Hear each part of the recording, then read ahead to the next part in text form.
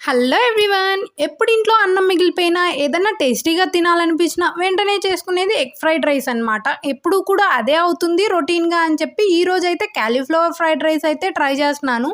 So, first అయితే గిన్నెలోకి పెరుగు, ఉప్పు, కారం, గరం మసాలా, ఫుడ్ కలర్, కొంచెం అల్లం వెల్లుల్లి పేస్ట్ వేసుకొని, ఒక 2 టీ స్పూన్స్ అయితే కార్న్ ఫ్లోర్, 1 టీ స్పూన్ మైదా పిండి వేసుకొని, ఈ కాలీఫ్లవర్ ముక్కలు కూడా వేసుకొని, కొన్ని వాటర్ పోసుకొని మిక్స్ చేసి డీప్ ఫ్రై చేసుకోవాలన్నమాట పకోడీలాగా.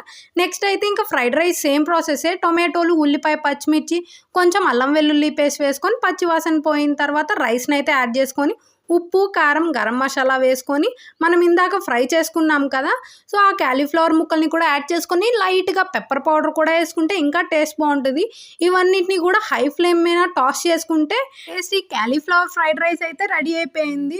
ముద్దకి ముక్క తగులుతూ భలేగా ఉంటదనమాట. మంచూరియా యేసుకున్నట్టుగా రైస్‌లో.